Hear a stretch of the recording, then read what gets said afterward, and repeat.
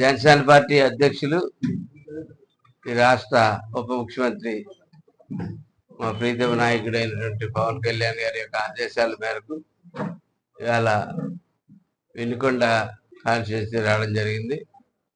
ఇవాళ క్రియాశీలక సభ్యత్వాలు అంటే వజ్రమీలు, అలాగే సాధకులు ఒక లిస్ట్ ఇవాళ రిలీజ్ చేయడం జరిగింది.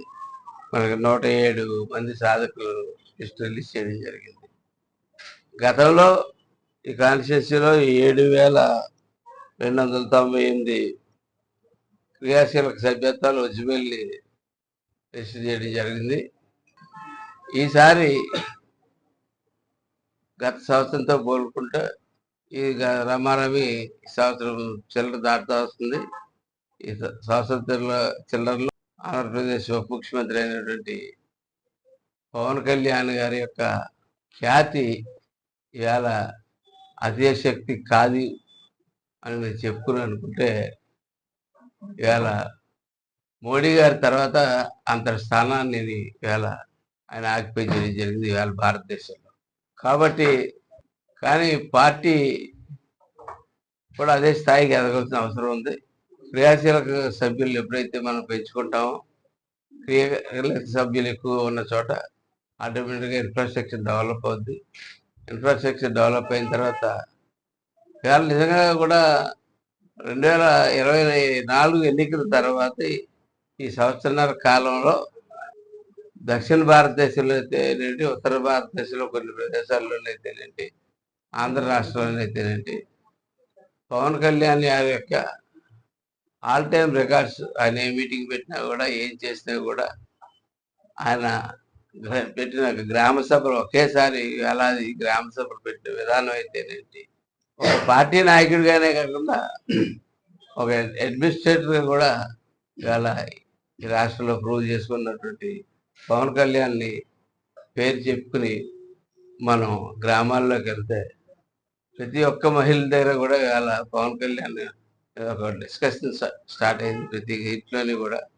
ఈ సందర్భంలో ఈసారి సుమారు వినుకొండ నుంచి 20,000 సభ్యత్వాలు చేస్తారని చెప్పి 107 మంది క్రియాశీలక సభ్యుల నుంచి ఆశించడం జరుగుతుంది. ఇందులో కొన్ని విషయాలు నేను చూస్తూ ఉన్నాను, అడుగుతూ ఉన్నారు చాలామంది. ఫలానా పార్టీ ఇలా తక్కువకి చేస్తుంది, ఫలానా పార్టీ ఇలా ఉంది, మనం అంతకు 400. మేము చాలా క్లియర్గా ఉన్నాం. మేము ఇన్సూరెన్స్ ఏజెంట్లు అయితే కాదు, మేము మా పార్టీ సభ్యత్వం చేసుకుంటా ఉన్నాం. ఆ సభ్యత్వంలో ఆ కుటుంబాలకు అండగా ఉండాలని పవన్ కళ్యాణ్ గారు సొంత డబ్బులు కూడా పెట్టి చేస్తూ ఉన్నారు.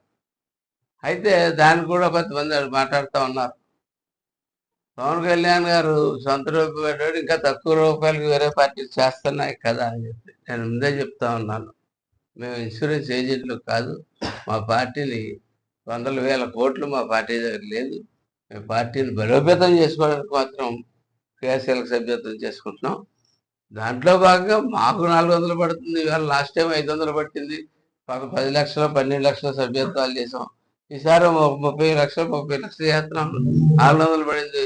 అలాగే తెలుగుదేశం పార్టీ ఇతర పార్టీలాగా కోటి సభ్యత్వాలు చేసిన రోజు 200 రూపాయలు పడుతుంది ఖచ్చితంగా. ఆ రేట్లో ఇప్పుడు మామూలుగా మనం ఇన్సూరెన్స్కి వెళ్తే ఇండివిజువల్గా ఒకటి ఇన్సూరెన్స్ చేస్తే ఎంత తీసుకుంటారు, 10 మంది గ్రూప్ చేసుకుంటే ఎంతమంది ఉంటారు, 100 మంది చేసుకుంటే ఎంత తీసుకుంటారు, 1000 మంది తీసుకుంటే ఎంతమంది తీసుకుంటారు అంటే ఒక లెక్కలు ఉంటాయి. కానీ ఆ లెక్కల జోలికి మనం ఎలా తెలుసుకోలేదు. మేము కేవలం మా పార్టీ సభ్యత్వాన్ని పెంచుకుంటూ వెళ్తా ఉన్నాం. మా పార్టీలో ఉన్న ప్రతి కార్యకర్త కుటుంబానికి ప్రమాదవశాత్తు ఏదైనా జరిగితే దానికి చేయడానికి మన దగ్గర తీసుకున్న రుసుము, అలాగే వారు ఈసారి 2 కోట్ల రూపాయలు వారి యొక్క స్వసంపద నుంచి ఆయన కష్టపడి సంపాదించుకున్న డబ్బు నుంచి 2 కోట్లు ఇవ్వడం జరుగుతూ ఉంది. ఇట్లాగే పార్టీలు కూడా బలోపేతం చేస్తూ ఉన్నారు. ఒకటైతే చాలా స్పష్టంగా చెప్తా ఉన్నారు పవన్ కళ్యాణ్ గారు, మనం ఈ కూటమి 10-15 ఏళ్ళ పాటు కొనసాగుతుంది. ఈ కూటమిలో ఒక కుటుంబం అన్న తర్వాత చిన్న మనస్పర్ధలు తప్పకుండా వస్తూ ఉంటాయి. ఒకవేళ కూటమి లేకపోయినా జనసేన పార్టీ ఒకటి ఉన్నా జనసేన పార్టీలో కూడా ఒక 2-3 గ్రూపులు ఉంటాయి, 2-3 రకాలుగా ఒకరినొకరు విమర్శించుకుంటూ ఉంటుంటారు. అంటే అది రాజకీయాల్లో జరిగే ప్రక్రియ అది. కాబట్టి ఈ కూటమి అయితే మటుకు పూర్తి స్థాయిలో పనిచేస్తూ ఉంటుంది.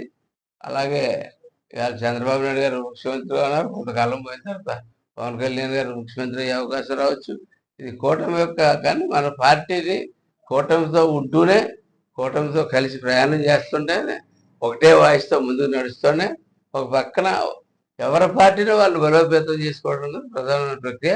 అందులో భాగంగానే ఈవేళ ఈ పార్టీని మరింత బలోపేతం 5వ విడత సభ్యత్వాలు చేసుకోవడం 5వ విడత. నేనైతే ఈ పల్నాడు ప్రాంతంలో పార్టీ నేను అనేక చోట్ల నాకు అవకాశం ఇచ్చారు.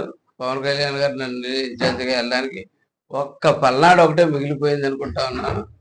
ఆ పల్నాడు పౌరుషంగా గడ్డ మీద ఎప్పుడొద్దామని నేను ఆతృతపడుతూ ఉన్నాను. త్వరలోనే వచ్చింది అవకాశం. నిజంగా ఇవాళ పల్నాడు కూడా నేను ఇన్ఛార్జ్ చేసే అవకాశం ఇచ్చిన పవన్ కళ్యాణ్ గారికి ధన్యవాదాలు తెలియజేసుకుంటూ, ఖచ్చితంగా ఈసారి 20,000 సభ్యత్వాలు ఖచ్చితంగా ఇక్కడ నుంచి చేస్తామని చెప్పి తెలియజేస్తున్నాను.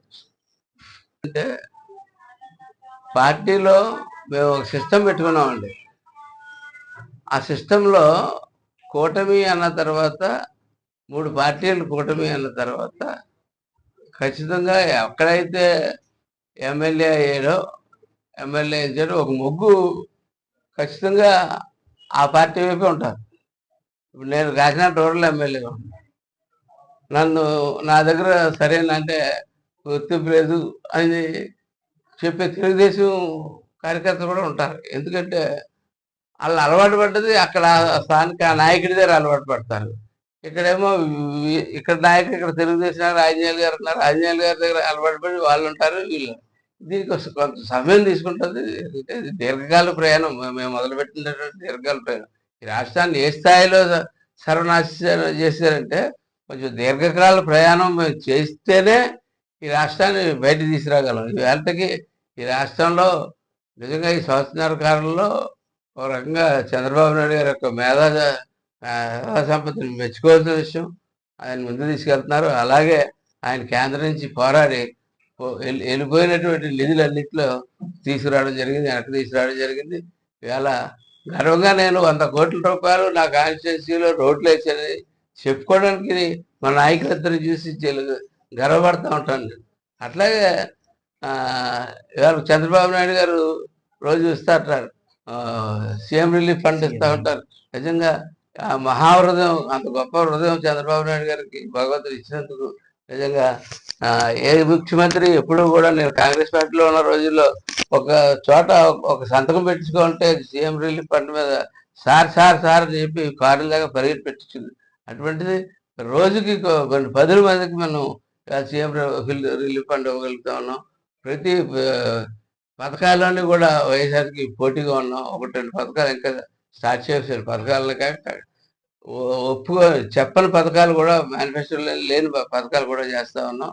జేజేఎంను వెళ్ళిపోయిన జేజేఎంను వెనక్కి తీసుకొచ్చిన పవన్ కళ్యాణ్ గారు ఇవాళ ప్రతి ఒక్క దాహత్ని తీరుతున్నారు. అలాగే రోడ్లు, కొన్ని వేల కిలోమీటర్ల రోడ్లు వేసిన ఘనత ఇవాళ పవన్ కళ్యాణ్ గారు తెచ్చుకున్నారు. ఇటువంటి అలాగా ఈ ప్రయాణంలో ఒకరిద్దరు కొంచెం నిజంగా ఇబ్బందికి గురవడం అయితే అవుతారు. కానీ అది నేను ఆ రోజే చెప్పాడు, నేను పార్టీ పెట్టిన రోజే చెప్పాడు, కొంచెం ఇబ్బందులు గురవుతుంది, కొంచెం టైం పడుతుంది, ఆ మాత్రం హోల్డ్ చేసుకుని ఇది ఉన్న వాళ్ళు నాతో అడిగేయండి అని చెప్తారు. ఫర్ ఎగ్జాంపుల్ చెప్తున్నాను, ఆయన నిధులు నేను అడిగి పార్టీలో వెళ్ళలేదు తప్ప ఆయన నన్ను పార్టీలో రమ్మని ఎప్పుడు చెప్పలేదు. అలాగే మరి చాలా మందిని వస్తానన్నారు. తొలి రోజు నాన్నగారు గారు మీరు కాంగ్రెస్లో చాలా పదవులు చేశారు, నాతో ప్రయాణం ఉంటే చాలా కాలం ప్రయాణం చేయవలసి వస్తుంది, దానికి సిద్ధమా అని అడిగారు. సిద్ధమా అన్నాను. ఉన్నాను, పోటీ చేశాను, ఓడిపోయాను, కష్టకాలంలో ఆయన కూడా తిరిగాను. ఆయన గర్ణించాడు. ఆ టైంకి కొత్త జరిగి తక్కువ సీట్లు వచ్చిన దాంట్లో కూడా నాకు ఒక సీట్ ఇచ్చాడు. అలాగే ఇప్పుడు 3,000 మందికి పదవులు వచ్చాయి. 4 రోజులు పోయిన తర్వాత ఇంకో 3,000 మందికి పదవులు వచ్చే అవకాశం ఉన్నాయి. నెక్స్ట్ టైం మన సభ్యత్వాలు పెంచుకుని మన బలం అంటూ చూపిస్తే, ప్రతి ఊర్లోనే 200-300 సభ్యత్వాలు చేసి చూపిస్తే స్థానిక ఎన్నికల్లో అనేక చోట్ల మనం 30% ఖచ్చితంగా మా 30% మనం తెచ్చుకోగలుగుతాం. సీట్ తెచ్చుకున్నామంటే నెగ్గాల. నెగ్గి కూటమిని బలంగా నిల్చోబెట్టాలి. అలాగా చిన్న చిన్న ఇబ్బందులైతే మటుకు ఉంటాయి కూటమి అన్న తర్వాత అయన్నీ సరి చేసుకొని మనం అందరం ముందుకెళ్ళాలని చెప్పి కోరుతున్నాం. పార్టీ ఎప్పుడు మటుకు పార్టీ నాయకులు కూడానే ఎట్టి పరిస్థితుల్లో మంచికైనా, చెడుకైనా నిలబడతదని చెప్తాను. పై లెవెల్‌లో డిస్కషన్స్ జరుగుతా ఉన్నాయండి. ఒకటి ఈవేళ భారతీయ జనతా పార్టీ మటుకు పవన్ కళ్యాణ్ గారికి సౌత్ సౌత్‌లో పెద్దపీట వేయడం జరుగుతుంది. ప్రతి చోట కూడా పవన్ కళ్యాణ్ గారు 100% స్ట్రైక్ రేట్ విజేత. అతను అడుగుపెట్టిన చోట కూడా ప్రతి చోట కూడా 100% విజయం లభిస్తా ఉంది కాబట్టి ఇవాళ మోడీ గారు, పవన్ కళ్యాణ్ గారికి తగిన గౌరవం ఇస్తా ఉన్నారు. అది మన అభివృద్ధికి ఎంతో తోడ్పడుతుంది.